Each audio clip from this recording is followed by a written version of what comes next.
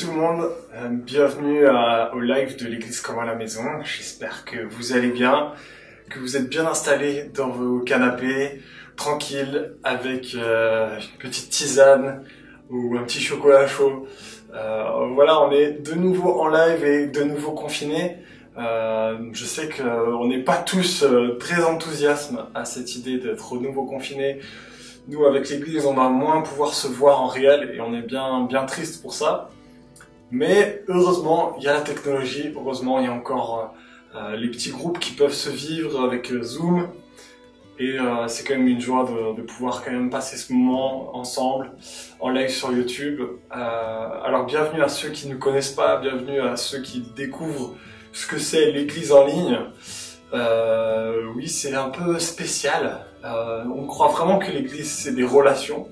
Alors du coup, voilà, n'hésitez pas à vous présenter, n'hésitez pas sur le chat à écrire, à partager aussi vos sujets de prière, si vous avez des choses à cœur, voilà, des nouvelles à donner. Dites-nous comment ça va. On sait que Alex était bien malade ces derniers temps, et donc on espère que Alex, tu vas mieux avec Lélia aussi. Et du coup, voilà, bienvenue sur le live YouTube de l'église comme à la maison. On va passer un temps de célébration ensemble. Et pour nous, l'église comme à la maison, c'est une église pour ceux qui n'y sont pas, afin de grandir ensemble dans la foi en Jésus-Christ et de choisir d'aimer et servir Dieu, l'église et le monde. Et voilà, c'est pour ça qu'on dit vraiment à tout le monde qu'il est la bienvenue, qu'il peut en fait cheminer parmi nous dans sa spiritualité. On n'est pas tous pareils, on n'est pas tous d'accord sur tout, mais on a tous ce désir de grandir ensemble dans notre foi, dans notre spiritualité, et de découvrir qui est Jésus. Et c'est ce qu'on va faire ce soir. On va essayer de se rapprocher de Dieu. Et dans ces moments un peu troubles, je vous propose cette petite illustration qui a été faite par un ami, Alain Audercet, qui est dessinateur. Il a dessiné cette grande tempête où se trouve une barque avec Jésus et ses disciples. Et en fait, c'est une histoire vraie qui est racontée dans la Bible et qui est assez drôle parce que Jésus dormait il était avec ses disciples dans la barque et il dormait alors qu'il y avait une immense tempête autour. Et les disciples étaient paniqués, pensaient maintenant vraiment qu'ils allaient mourir. Et ils sont secoués Jésus, ils lui ont dit « mais fais quelque chose ». Et Jésus leur a répondu « pourquoi avez-vous peur ?» Et ils ont dû se regarder, les disciples, en mode « il est sérieux avec cette question-là ?» Ouais, en fait, Jésus nous pose cette question aussi aujourd'hui. En fait, Jésus, il nous dit qu'il est bien plus fort que les tempêtes, il est bien plus fort que les crises sanitaires ou crises économiques. Et il veut vraiment nous encourager à lui faire confiance. Il veut nous dire qu'il est bien plus grand que nos problèmes. Mais est-ce qu'on va lui faire confiance? Et je vous propose que ce temps en fait, de célébration, les temps aussi où on vit en église, je vous encourage vraiment à le vivre à fond, malgré que ce soit à distance, malgré que ce soit avec la technologie, certains n'aiment pas ça, mais c'est quand même une des rares occasions où on peut fortifier notre foi. Et les tempêtes qu'on va vivre ces prochains temps, moi je vous encourage à vous préparer, à vous entraîner, à vous préparer à les vivre. Pas les subir, mais juste fortifier notre cœur, notre mental, pour vivre ces tempêtes. Et Jésus nous dit faites-moi confiance. C'est vraiment le cœur de son message. Ça ne veut pas dire que tout va être facile, mais Jésus nous promet de nous donner sa paix. Et c'est ça qu'on veut venir chercher ce soir. Et je vous encourage à venir chercher cette paix, à entraîner votre cœur à être beaucoup plus fort grâce à la foi en Jésus. Et voilà, en tout cas, bienvenue à tous ceux qui sont là pour la première fois. Sentez-vous libre de simplement écouter. On va passer un moment de chant. C'est comme des prières en chanson. Vous pouvez juste vous recueillir et prier. Et puis après, il y aura un temps de message où on va essayer de comprendre qui est Dieu, puis qui nous sommes. Qu'est-ce que la Bible dit sur notre monde.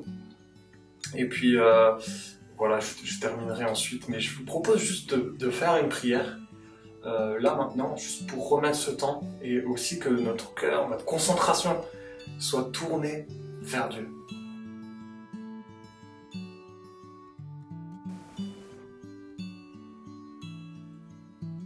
Voilà, là où vous êtes, je vous encourage juste à fermer les yeux, à être avec votre Dieu, et vraiment à tout décharger vos soucis, tout ce qu'il y a dans votre tête, toutes les choses compliquées. Vraiment déposez-les à Dieu, déposez-les vers Dieu. Même vos péchés, les choses que vous... Ouais, déposez tout ça à Dieu et demandez aussi son pardon. Et que vraiment chacun puisse maintenant se recueillir vers Dieu.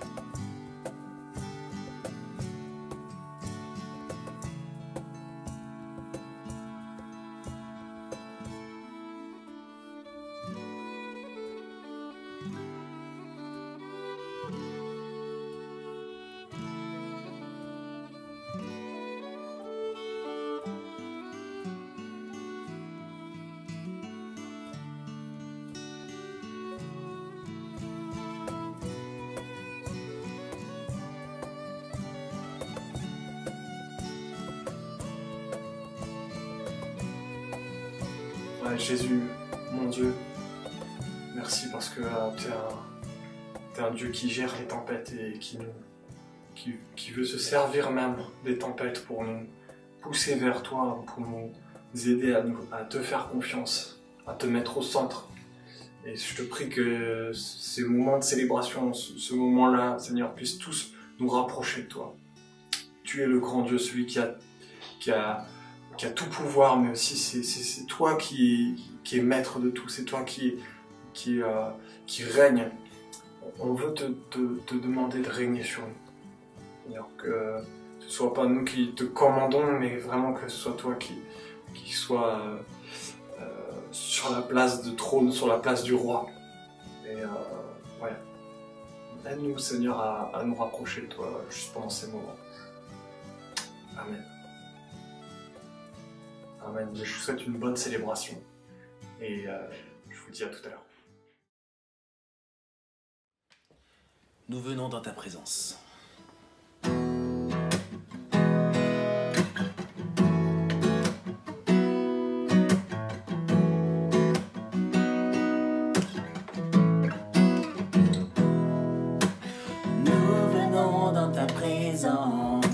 Pour chanter tes louanges et notre reconnaissance de ce que tu as accompli. Tu nous as donné ta vie, ton amour et ta joie, et la louange envahit nos cœurs passionnés de toi.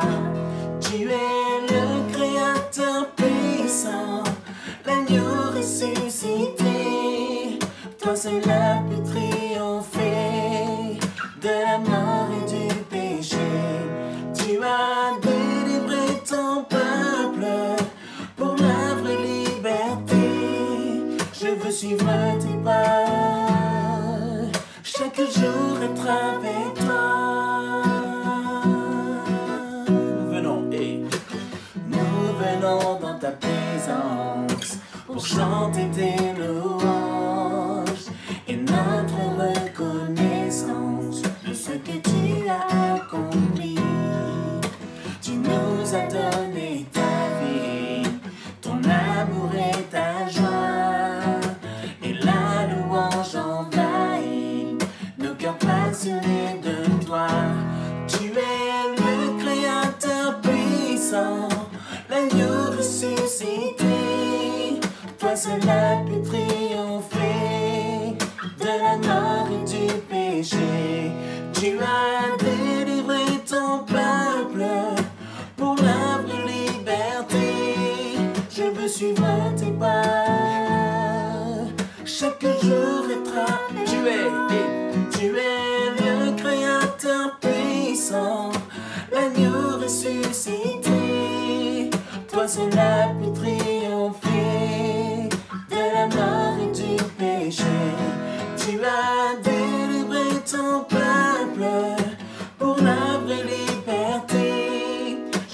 suivre tes pas, chaque jour être avec toi.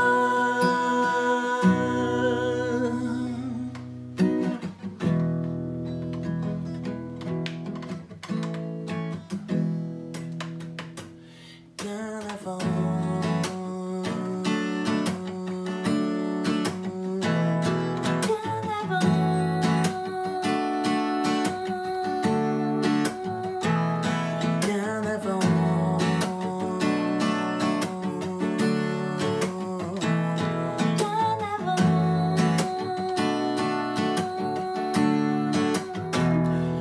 Bien avant le chant qui créa l'univers, bien avant l'esprit qui planait sur la terre, bien avant que tu me formes de la poussière.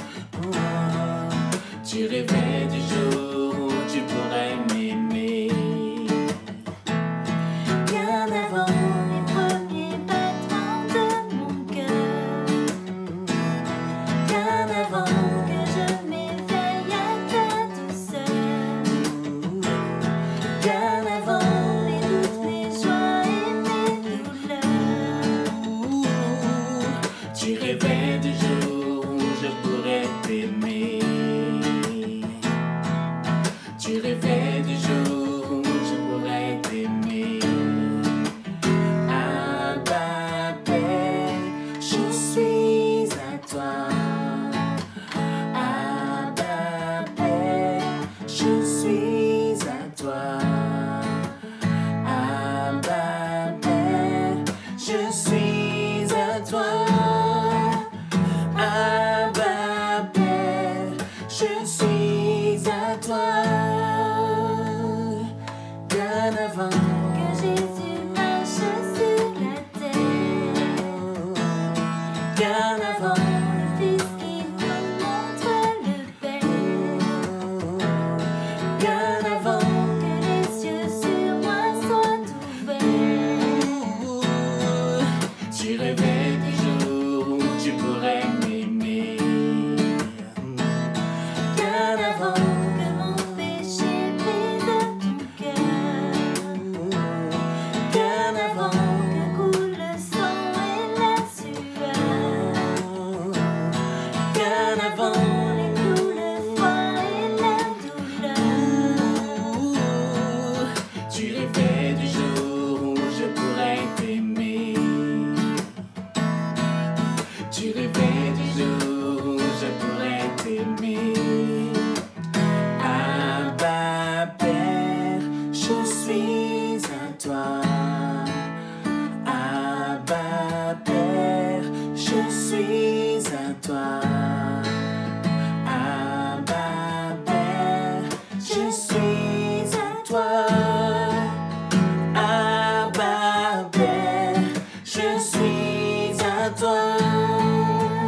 Ah bah père, je suis émerveillé, saisi par l'immensité de ton amour pour moi. Ah bah père, si grande est ta tendresse, ton cœur est grand ouvert et je viens plonger dans tes bras.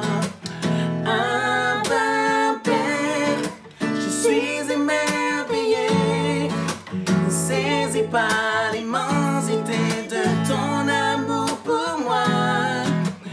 Ah bah père, si grande est ta tendresse, ton cœur est grand ouvert et je viens plonger dans tes bras. Ah bah père, je suis à toi. Ah bah père, je suis à toi.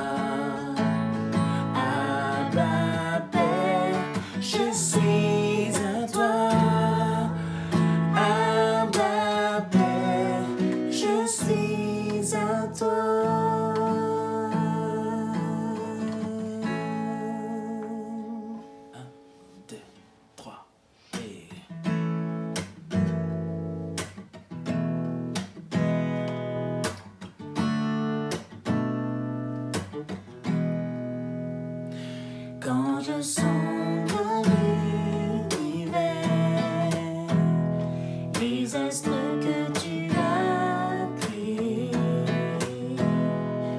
les océans, les mers, tout me révèle ta majesté. Alors mon âme veut s'écrier de tout mon cœur. Je veux chanter, oh Dieu, tu es infiniment grand, éternel puissant, roi majestueux. Oh Dieu, tu es infiniment grand, éternel puissant, roi majestueux.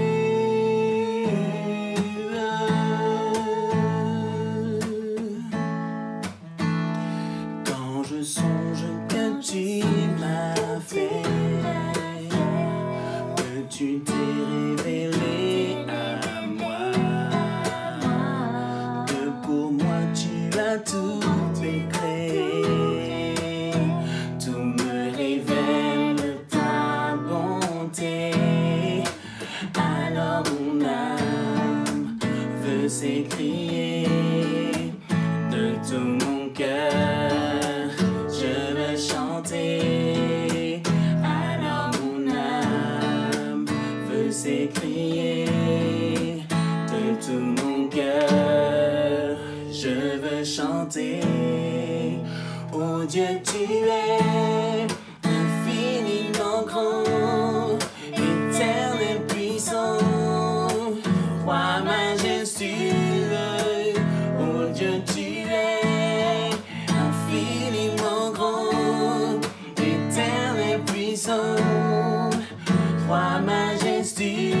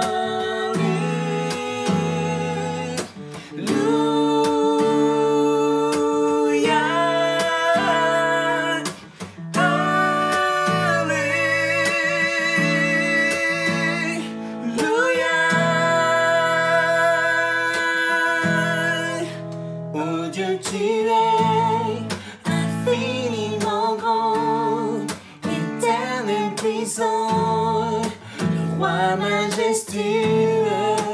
Oh Dieu, tu es infiniment grand, éternel puissant, roi majestueux.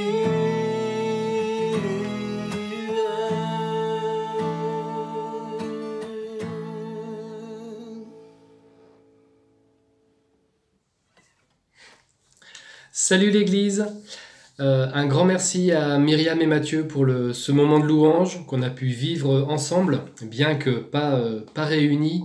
C'est toujours super de prendre des chansons pour exprimer notre amour à Dieu, lui exprimer notre reconnaissance et lui dire à quel point il est grand. C'était un super temps de louange. Et ce soir, j'aimerais vous partager un passage de la Bible. Nous sommes toujours dans notre série Se battre pour aimer. Et pour commencer, ce soir, j'aimerais vous poser une question. Imaginez que vous ayez un ami, donc c'est votre ami, mais vous réalisez qu'au fil du temps, cet ami se montre de moins en moins intéressé par vous, par ce que vous dites. Vous passez des moments avec cet ami, mais il parle que de lui et il vous écoute très peu, il s'intéresse peu à vous. Imaginez même que cet ami commence à ne plus vous considérer, à ne jamais vous appeler, ou alors à vous appeler de temps en temps, uniquement pour vous demander service. Par exemple pour un déménagement. Ça fait toujours plaisir quand on nous téléphone pour un déménagement. Et les quelques fois où vous donnez des conseils à cet ami, à cette personne, vous apprenez que vos conseils, elle s'en fiche, et que même elle va dire du mal de ce que vous dites à d'autres personnes. Elle peut même parfois, elle ignore ouvertement les conseils que vous pouvez lui donner. Bon, qui voudrait d'une amitié comme ça? Qui voudrait d'un ami pareil? Un ami qui pourrait finalement ne pas vous considérer du tout, presque vous manquer de respect. Ce soir, j'aimerais vous parler d'amitié, ou plutôt je vais laisser Jésus nous parler d'amitié parce qu'il en a parlé et c'est ce qu'on va voir ce soir. On va voir que l'amitié, ça se traduit par de l'amour, de l'écoute et d'autres choses.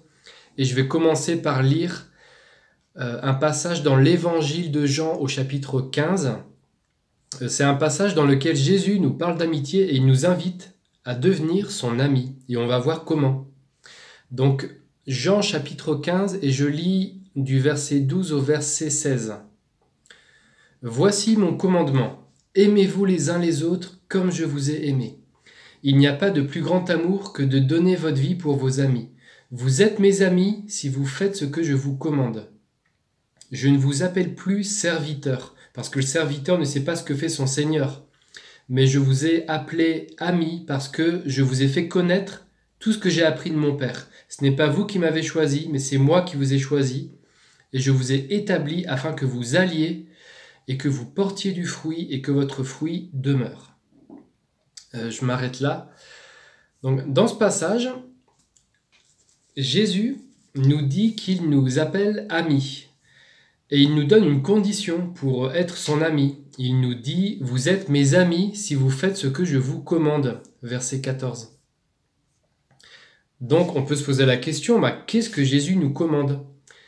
Et on va s'arrêter là-dessus, sur ce que Jésus nous commande. La Bible nous dit qu'il y a 2 commandements qui sont les plus grands. Et en obéissant à ces 2 commandements, on obéit à toute la loi de Dieu.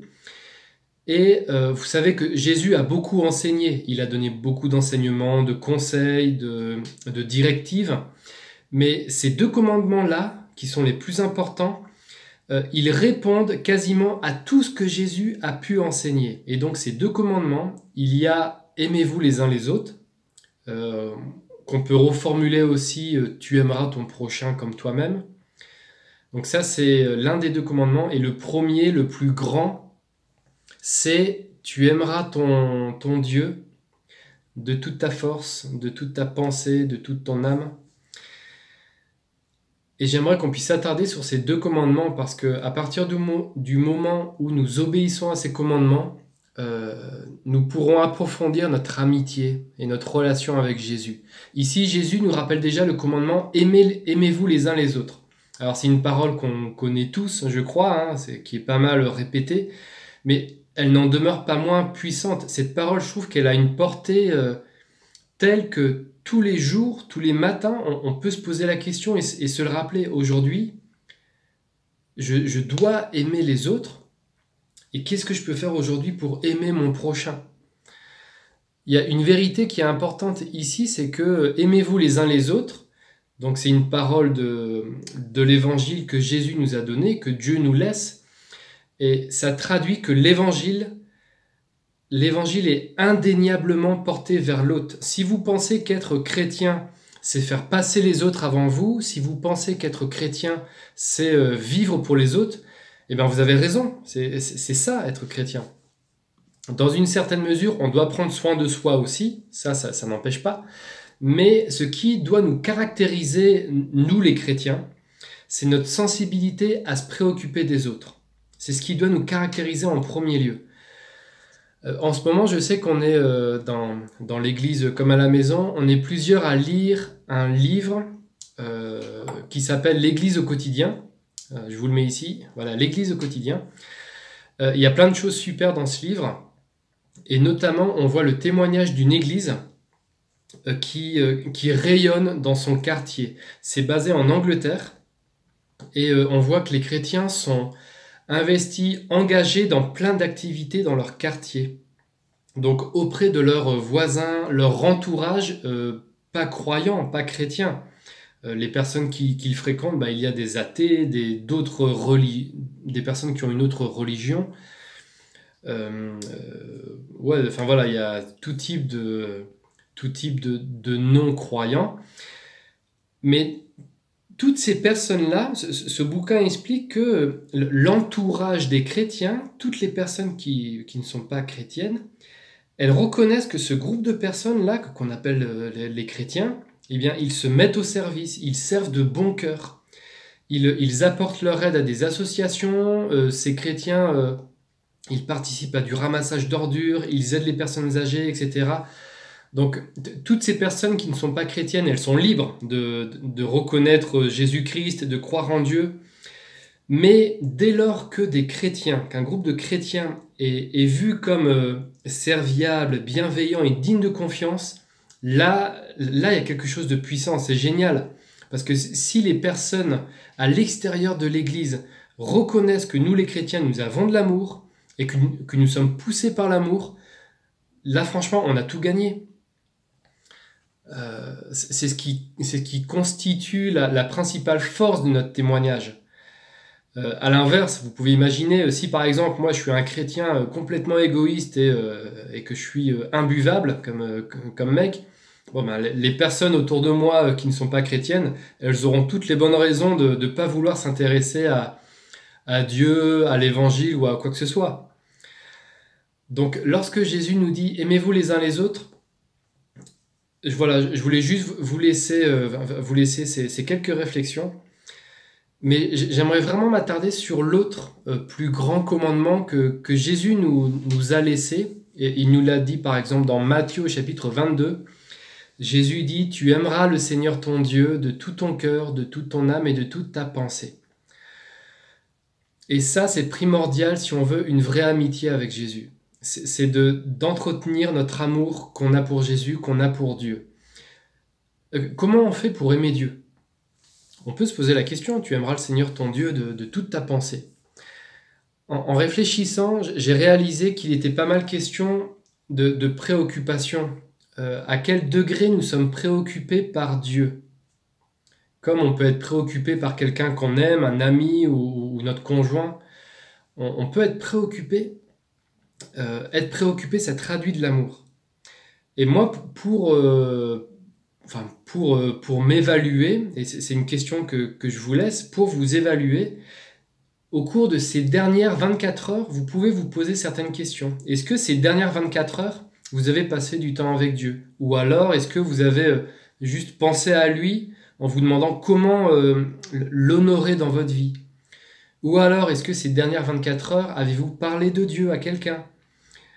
Durant ces dernières 24 heures, avez-vous eu envie de prendre un temps de silence avec Dieu ou avez-vous lu sa parole ? Pendant ces dernières 24 heures, est-ce que vous avez pris un temps d'écoute ? Est-ce que vous vous êtes dit je vais prendre un temps pour écouter Dieu ? Ou est-ce que vous avez pris un temps pour le remercier pour votre santé ou le remercier pour le fait que vous ne manquez de rien ? Est-ce que ces dernières 24 heures, vous avez eu un moment où vous vous êtes soucié de l'intérêt de Dieu ? S'il n'y a pas eu au cours de ces dernières 24 heures un moment où vous vous êtes préoccupé de l'intérêt de Dieu, ça peut être le signe d'un manque d'amour. Ne pas se préoccuper de quelque chose, c'est l'ignorer. Et l'ignorance ne fait pas partie de l'amour. Vous ne pouvez pas aimer et ignorer quelqu'un. Honnêtement, parfois il m'est déjà arrivé de réaliser que ma vie ne se différenciait pas de la vie d'un non-croyant. Alors individuellement, on n'est pas appelé à avoir des vies extraordinaires qui vont marquer la planète entière, mais si ma vie n'a aucune différence avec la vie que j'aurais si je ne connaissais pas Dieu, là c'est inquiétant. Jésus nous dit que nous sommes le sel de la terre, donc ça signifie que notre vie doit avoir une certaine saveur, que notre vie doit avoir quelque chose de lumineux. Personnellement, je ne sais pas vous, mais je ne veux pas d'une vie chrétienne terne ou morne ou sans saveur. Et par-dessus tout, je refuse d'avoir une vie d'excuses. Je refuse d'avoir des excuses. Est-ce qu'on est prêt à devenir ami de Dieu, ami de Jésus? Est-ce qu'on est prêt à obéir à ce que Jésus nous commande? Donc vous avez vu dans notre passage, Jésus nous parle d'amitié et il insiste là-dessus. Il a pris un moment pour nous expliquer, pour nous dire, je vous appelle plus serviteur, je vous appelle ami. Donc on peut partir du principe que tout ce que l'on aime faire avec un ami, c'est des choses que l'on peut vivre avec Jésus lui-même.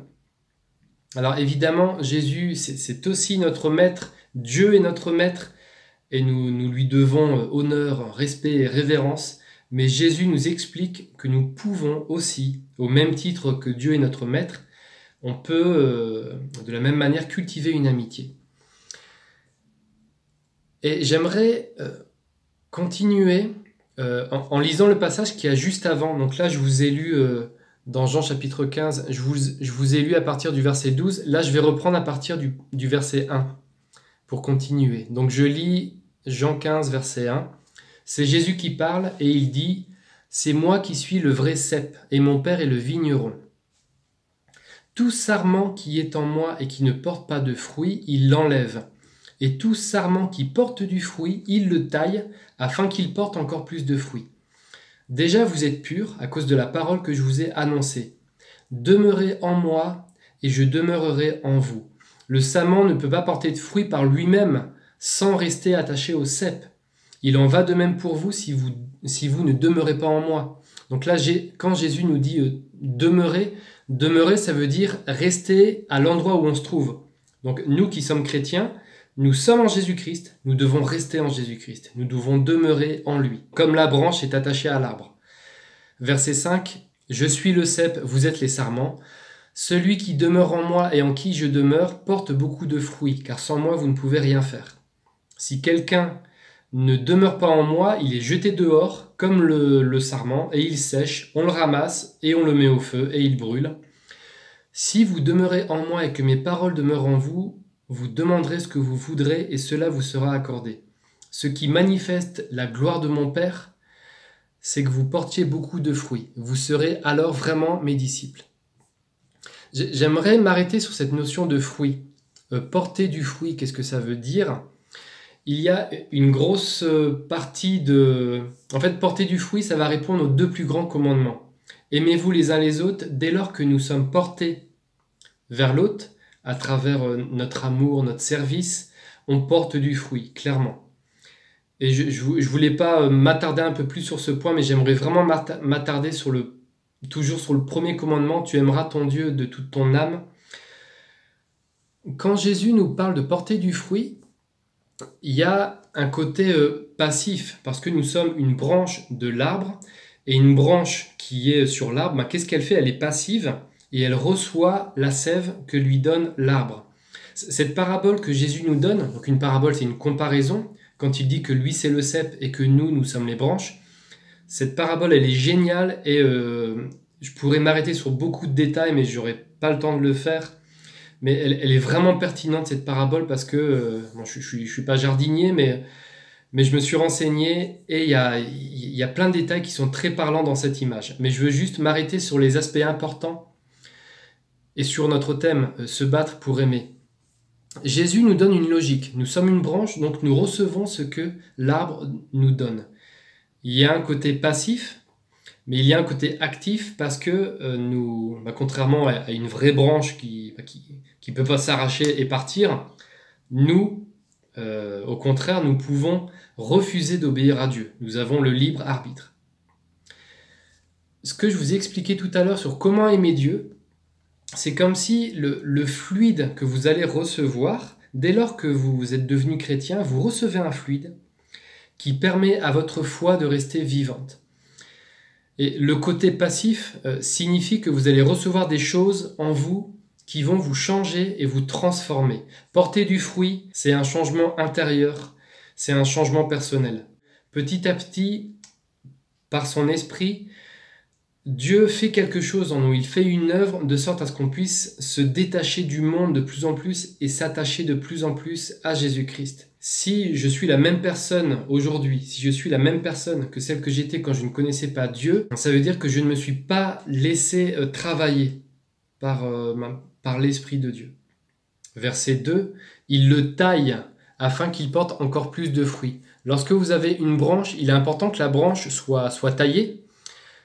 Et ça permet d'entretenir le fruit, ça permet au fruit de mûrir. Lorsque le vigneron vient et émonde la branche, c'est-à-dire il la coupe, c'est-à-dire qu'il va couper ce qui ne va pas. Et c'est ce que Dieu fait avec nous. Dieu, dans notre vie, dans notre caractère, il va vouloir couper des choses qui ne vont pas.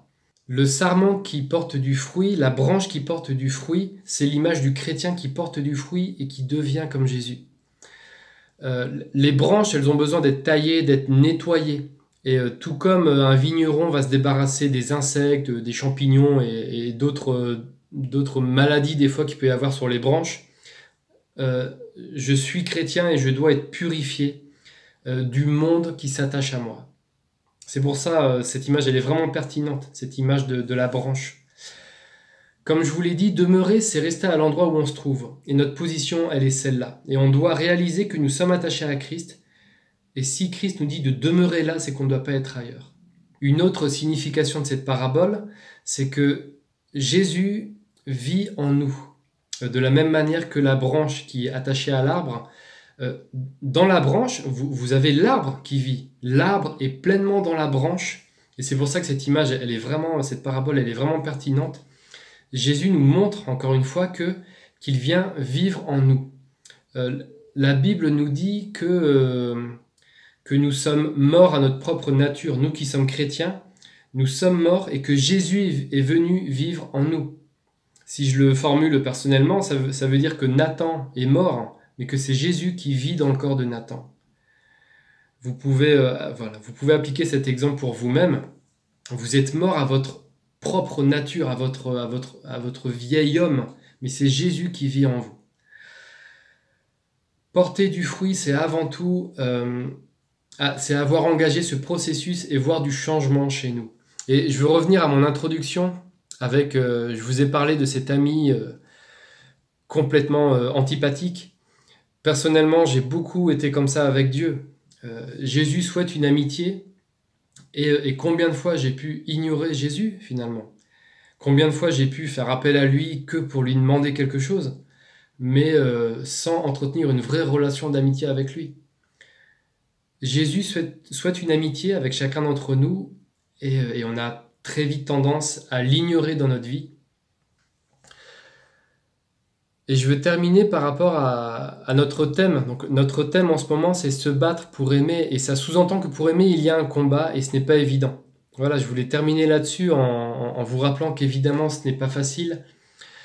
Je sais que ces dernières semaines, on a parlé d'aimer nos ennemis, on a parlé de la confession des péchés.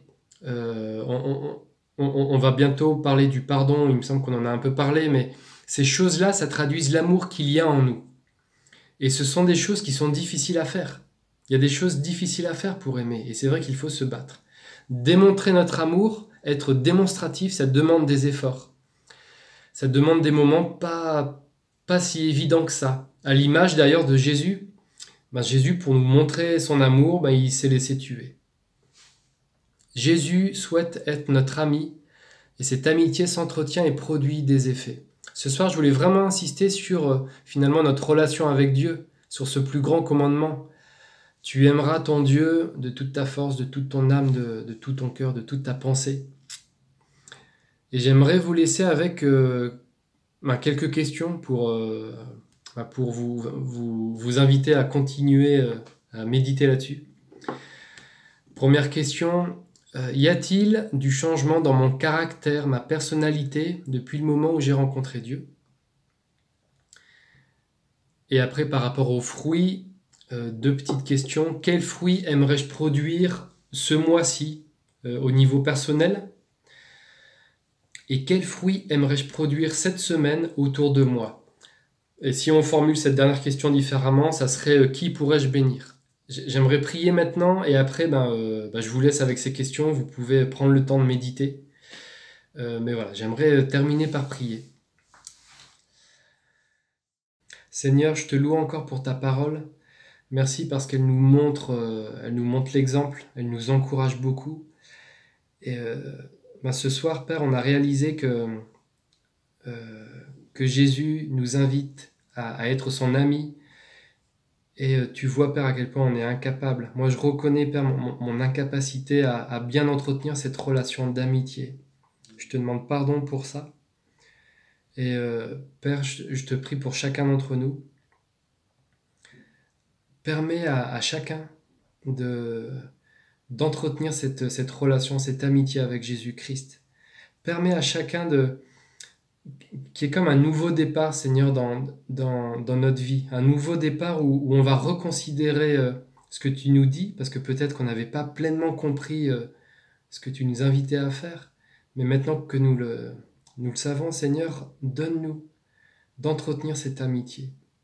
Donne-nous, Seigneur, d'être préoccupés par toi chaque jour. Qu'il n'y ait pas une seule journée où on ne se préoccupe pas de toi, ou alors qu'il n'y ait pas une seule journée où soit qu'on ait parlé de toi à quelqu'un, ou qu'on ait pris du temps à découvrir les trésors qu'il y a dans ta parole, ou qu'on n'ait pas pris un moment pour te louer, ou pour te remercier, mais qu'il ne se passe pas une journée, Seigneur, sans que tu sois honoré dans notre vie. Je te fais cette prière pour chacun d'entre nous. Que le nom de Jésus soit glorifié dans notre vie et que notre vie soit un témoignage qui te rend honneur, mon Dieu. Bénis chacun. Encore merci, Père, pour ta parole, qui est bonne pour nous. Amen. Voilà, merci Nathan pour ce message encourageant qui nous aide à comprendre que aimer, c'est suivre. Aimer, c'est faire confiance à Jésus, mais lui obéir aussi. Et je prie que chacun puisse faire un pas de plus dans cette relation avec Dieu, qui n'est pas juste une relation sentimentale, mais une relation qui est aussi faite de choix. Et que Dieu puisse être notre roi, celui qu'on veut suivre.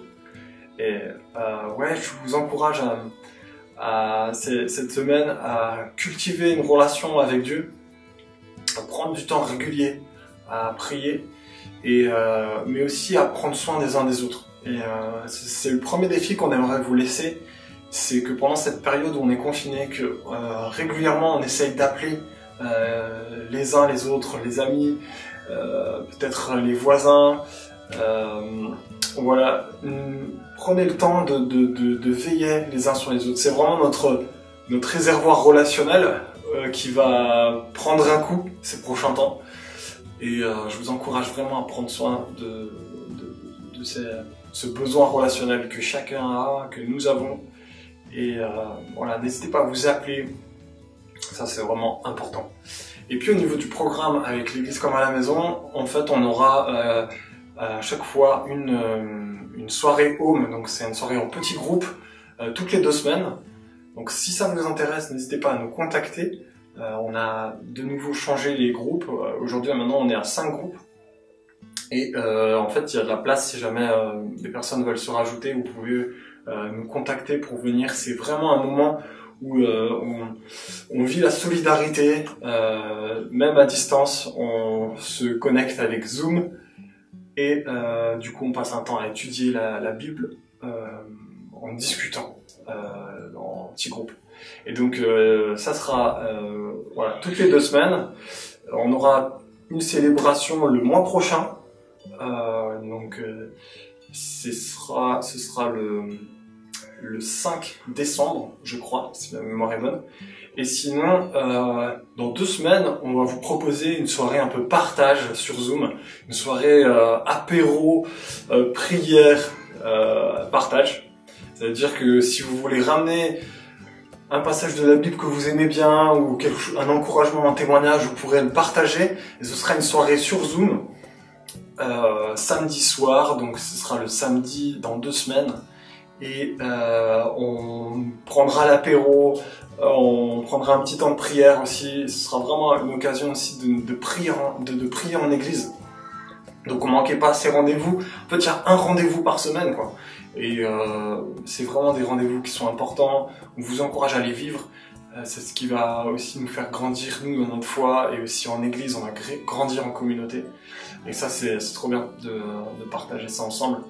Et donc voilà, je vous dis à bientôt.